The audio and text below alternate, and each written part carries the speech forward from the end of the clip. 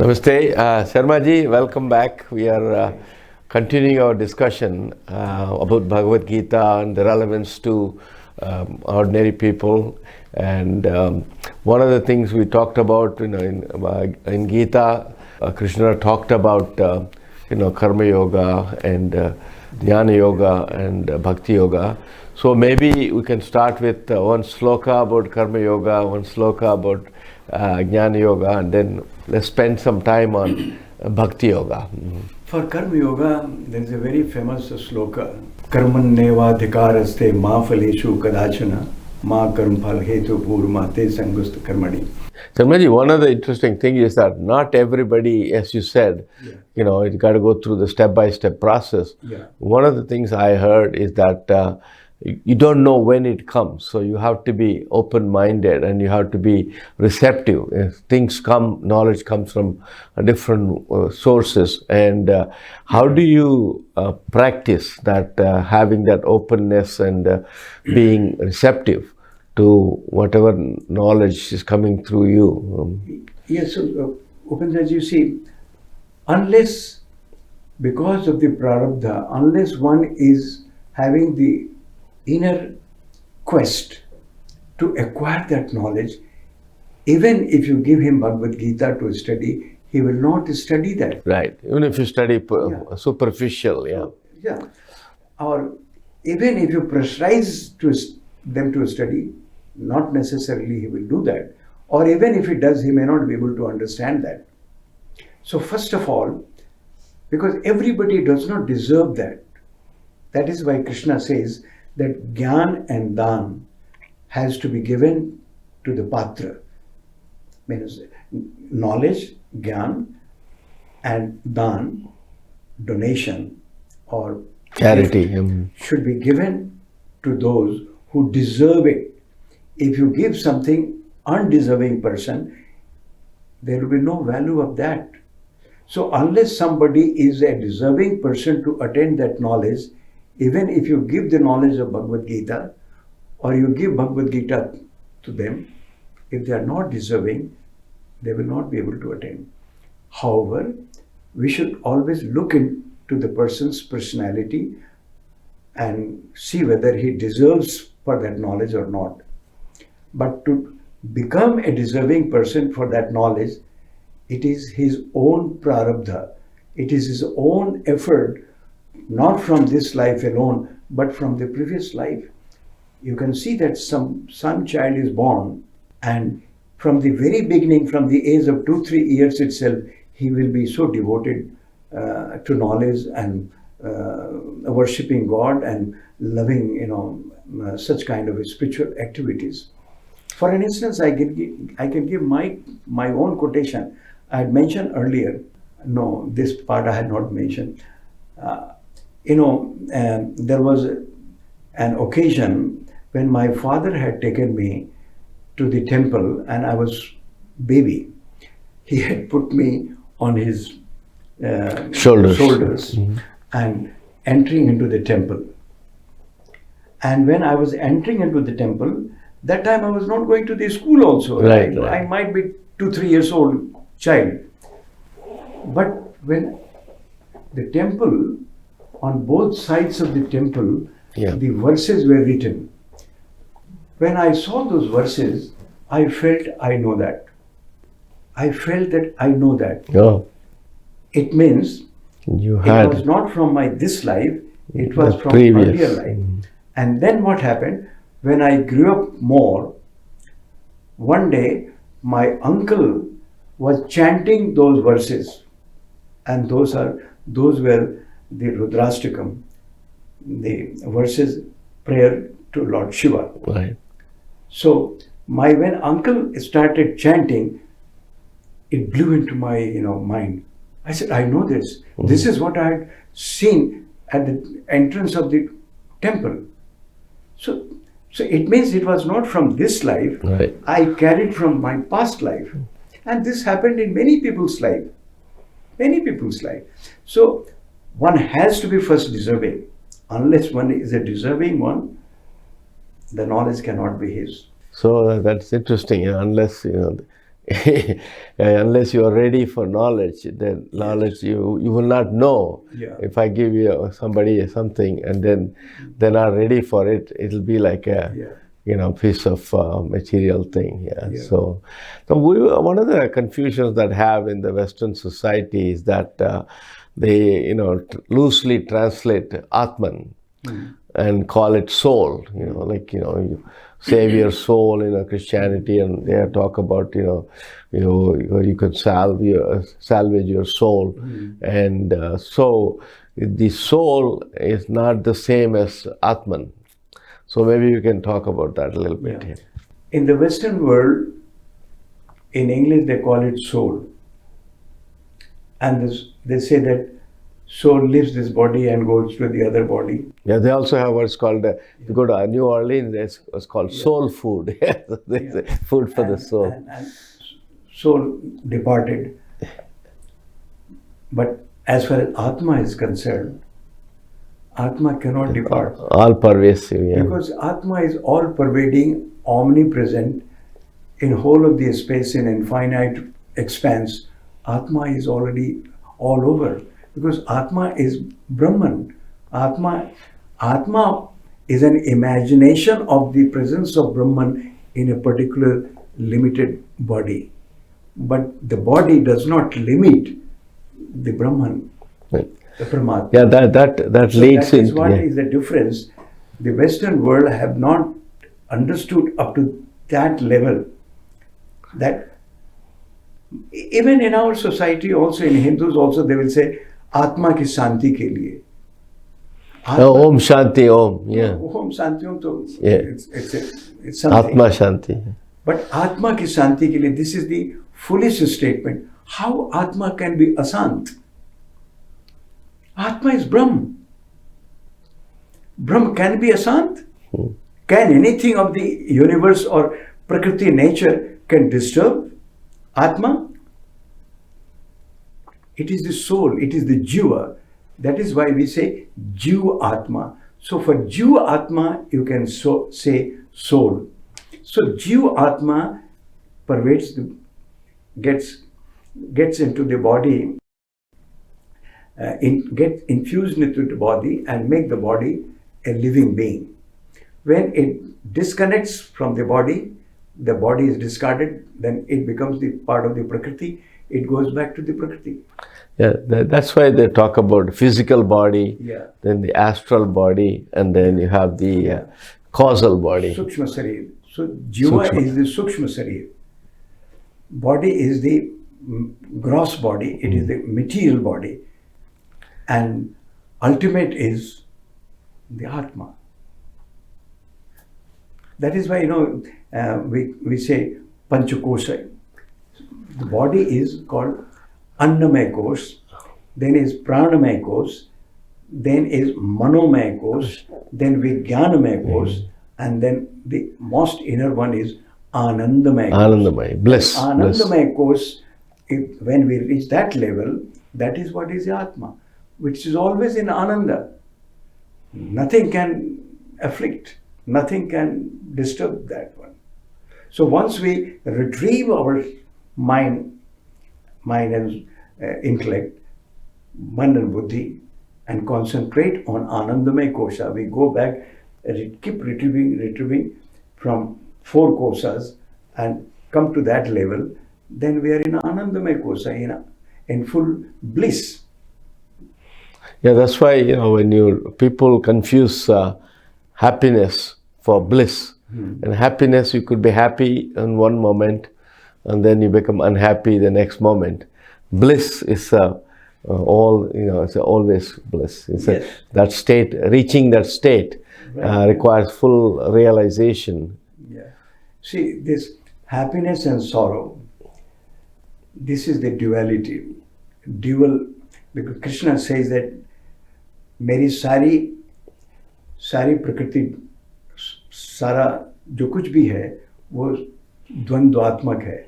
Means whatever is there, the reverse of that is also there. Yeah, that's why matter and antimatter, cause and so positive, negative. Right. That's not only positive. The duality. Negative is also there. So this is the duality. So the entire manifestation you see in nature is bound with the duality. So happiness and sorrow, heat and cold. It's like a mirror reflection. Yeah. So light and dark. So these are, everything has the reverse of it, and it is necessary. Suppose if you are given only the sweets to eat every day, every time, do you think that you will enjoy the sweets? No. Only when you also experience the salty and Bitter and hot, then only you will be able to enjoy the sweet. So Brahman, he is not a fool. he has I always say that there is no creation, there is only manifestation, because everything is manifestation of Brahman only. So there is no creation. So in the manifestation, all these confusions and dualities are there only because of his own power of delusion, which we call Maya. So because of Maya, this duality is there. But once we attain that level, we do ourselves from four kosas and concentrate on the ultimate within, which is the Anandamaya kosha, then there no duality there. There is only one, and that's it. And that stage, once we retrieve our mind and intellect, then we are in bliss. Then there is no sorrow, there is no happiness, there is only total bliss, Anandamaya. That is what it is. Interesting thing that they talked about sweet and sour and bitterness and all that. Yeah. So we are approaching it's called Ugadi, the new year coming up for Telugu people. And one of the things they do is that they take mix the bitter, sweet, salt, everything, they mix it. They call it Ugadi Pachadi, meaning it's like a chutney they make. Do they have similar custom in northern part of India for the New Year celebration? I know some people celebrate Deepavali as the New Year for some people, So do they have that type of costume, saying that it symbolizes that life is not about only sweet. It is bitterness, saltiness, all those things. And they make a chutney like that. So these are varieties. These varieties are only for the diversification, for the mind to get distracted and be attracted through five senses and interact with the nature. But for a knowledgeable person who attains that level of understanding and knowledge, let me give you an example from Mahabharata. There was one person in the kingdom, Yudhishthira did yajna, and in yajna those days they used to hang 7 bells, and when all the 7 bells used to ring, then they used to consider that the yajna is purna. But Yudhishthira did that yajna and none of the bell ring. So he got worried that I am Dharmaraj, I am Yudhishthira. All my life I had been having the purity in my life. I had been practicing austerity. How my yajna could not be fulfilled? Then he goes to Krishna and asks, so he said, in your kingdom, you have invited a lot of people, but there is one person who belongs to lower Shudra category. You have not invited him. So he ran and he invited him and asked Draupadi to cook food for him. And Draupadi cooked varieties of food, chappan bhog. In our culture, in Hindu culture, we create chappan bhog. You were talking about few things. Right. I'm talking about chappan bhog because she was a queen, right, and it was a kingdom. And Yudhishthira was a king who instruct his queen to feed that person. So Draupadi served everything very respectfully. He had been invited and put, and everything was served. And then what happens? The moment Draupadi served and he said, 4 bells rang. But it's still three. Three more, yeah, three more. Then again, Krishna, Yudhishthira will go to Krishna. But before that, let me tell you what that person did. Draupadi had made so many varieties of food. He put everything together and mixed. Everything he mixed. Then Draupadi started laughing within. After all, he doesn't know to take the tastes of so many varieties of food because he's a poor man, he lives in a hut. Then,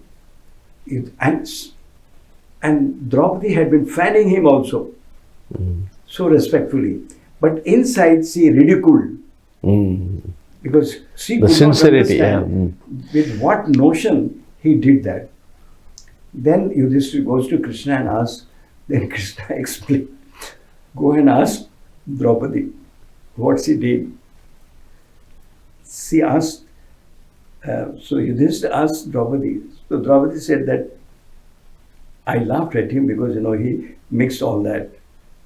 So, but anyway, so Draupadi asked that person, I had prepared so many varieties, you should have tasted all that. Then what was the reply of that person? For me, there is only one taste. I don't let my mind to get scattered. That is why I mixed everything to have only one taste. Because Brahman is only one. I am only with him, with one. So you see, the people who look for different kinds of tastes, they are in different world, they are in the material world. The one who is in the spiritual world, for him there is only one. Eko Brahmam Dvityo Nasti. So they concentrate only on one entity, that is one Brahman. Do you think Arjuna overcame Maya? He saw the Viswarup of Krishna. You see, in the battlefield, he was in so much of confused state. Right. That is why, he started asking so many questions to Krishna. And Krishna chose this situation to give the ultimate knowledge in Bhagavad Gita. Bhagavad Gita is a part of Mahabharata. So in Bhagavad Gita, he inspired Arjuna to keep asking questions and he kept replying. And in his replies, we get complete knowledge of Upanishad Vedanta. And as per the knowledge, in Bhagavad Gita, complete knowledge is provided. One does not have to go and study Upanishad or Vedas, because the Vedas' last chapters are called Vedanta, the end of Veda, the last chapter of Veda. And the entire Vedanta's knowledge in concise manner, Krishna has given in Bhagavad Gita while conversing with Arjuna. So from Bhagavad Gita we get that. So as you asked, to attain that stage, only that person can attain when he becomes totally devoted to Krishna. Totally devoted to Krishna means totally devoted to the Brahman, because a stage comes for a jnani that he knows that there is nothing else, nothing other than Brahman himself, and I am also nothing else other than him. But this realization can come only by devoting our mind and intellect within to our Atma, to ourself.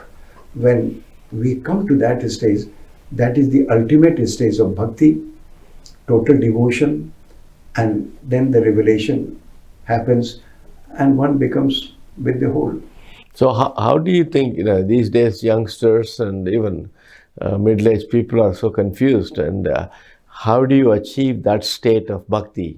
So in order to do that, they have to read and learn. So for that stage, Upendra Ji, first of all, in our life, we have to go step by step. In life, there is nothing that you cannot, if you have to go to the top floor. No short circuit, we have to go to the top floor, we have to climb over the steps. Yeah. So for that, the first step is that one has to acquire the knowledge. And for that knowledge, one has to look for the right source of knowledge. To have the right source of knowledge, there are only two. One, either you go to the knowledgeable person who is Guru. The Guru, yeah. Other is you pick up the scriptures, and a scripture for the ultimate knowledge are our Upanishad or Bhagavad Gita. I would say, because we have many Upanishads, but people if start going for all studying all the Upanishad, if one has the capacity and zeal, one can go. But I would recommend only Bhagavad Gita, which provides the complete knowledge of Upanishad. So they should, if anybody is willing to go for the right knowledge, they should study Bhagavad Gita judiciously, devotionally, with devotion to Krishna. Because Krishna is not an ordinary incarnation. Krishna is the Purna Brahma, means complete incarnation of Brahman. That is why Krishna did not say that I am the messenger of God like Prophet Muhammad. Krishna did not say that I am a son of God. Krishna said, I am that ultimate. मैं ही प्रभव हूँ और मैं ही प्रलय हूँ. Means everything emerges from me and everything merges back into me. Who can say that? Only the Brahman. Because from Brahma only everything is emerging and everything is merging into. Everything is emerging from this space and everything merging into this space. So when this knowledge is acquired through Bhagavad Gita, so my strong recommendation, Bhagavad Gita is not the book, is not a religious book. It is the book of ultimate knowledge for the entire mankind. So entire mankind should follow Bhagavad Gita, study Bhagavad Gita, and I would also recommend that sometime, unless you deserve that knowledge, even after studying Bhagavad Gita, you cannot attain the knowledge. Krishna also says in Bhagavad Gita, Arjun, the knowledge which I have given to you, this should not be shared with the person who doesn't deserve it. Right, that's the key. Yeah. Doesn't deserve it. Because you see, patrata, deserving is very important. Because everybody has not come to that level. Like, if a 5 years child, if you start talking Bhagavad Gita, will he understand? He will not. Similarly, if somebody who has not purity of mind, who is so material, worldly kind of a person, if you talk to him about Bhagavad Gita, he is not going to get that. So we have to also see, because you see, that is because of prarabdha, that I have already discussed in last time earlier. So in this life, when we have come, if we have brought our prarabdha from the past life, seeking for the real knowledge, then only we are in a deserving position in this life to get that knowledge. So it is a step-by-step process, but my recommendation for the mankind to study Bhagavad Gita devotionally with the respect to Krishna. Krishna is the Purna Avatar of Brahman, the complete incarnation of Brahman. Thank you, Sharma ji. Thank you. Welcome. Thanks.